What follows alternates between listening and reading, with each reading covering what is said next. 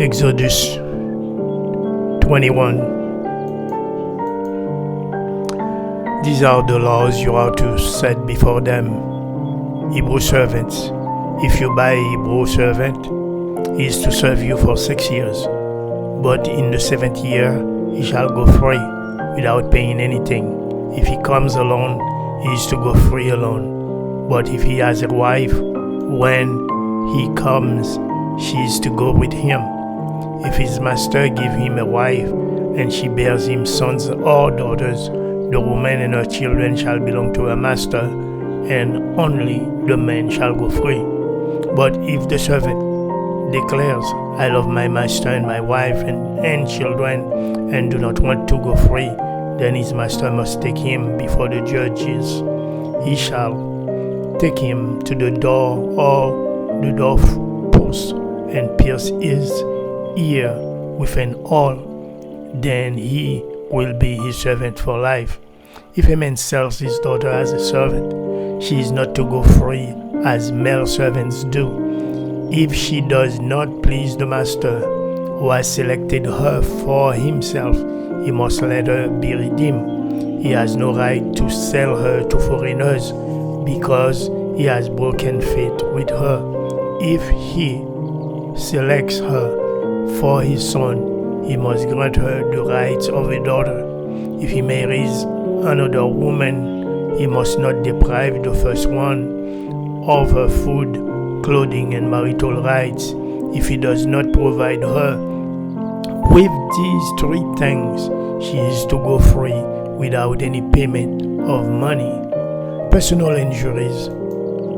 Anyone who strikes a person with a fatal blow, he is to be put to death. However, if it's not done intentionally, but God let it happen, they are to flee to a place I will designate. But if anyone schemes and kills someone deliberately,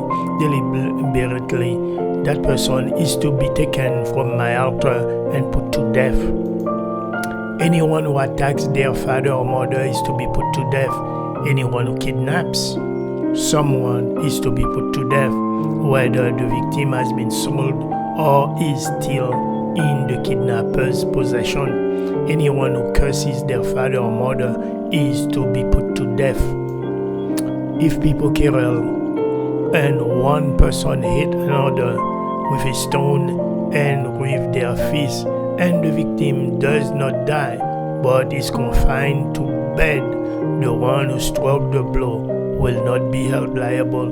If the other can get up and walk around outside with a staff, however, the guilty party must pay the injured person for any loss of time and see that the victim is completely healed.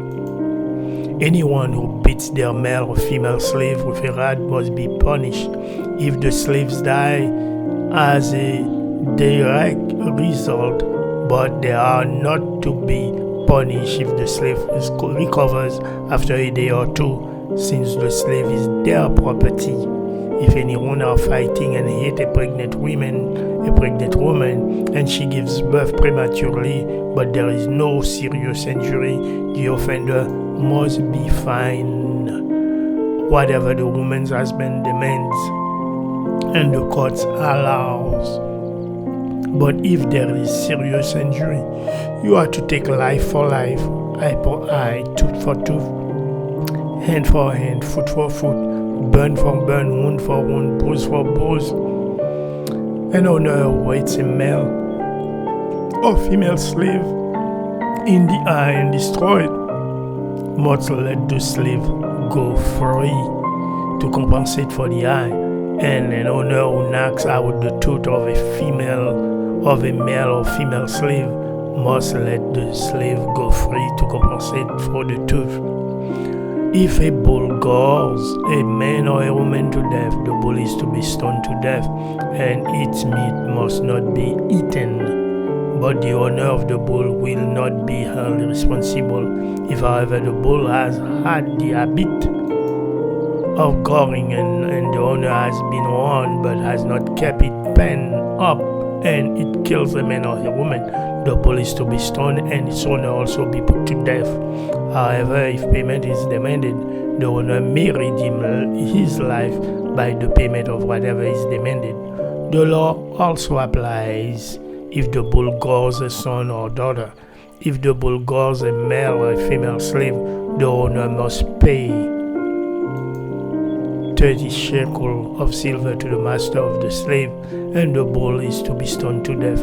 If anyone uncover a pit or digs one and fail to cover it, and an oxen or a donkey falls into it, the one who opened the pit must pay the owner for the loss and take the dead animal in exchange. If anyone injures someone else's bulls and it dies, the two parties are to sell the live one and divide both the money and the dead animal equally. However, if it was known that the bull had the habit of goring, yet the owner did not keep it penned up, the owner must pay animal for animal and take the dead animal in exchange.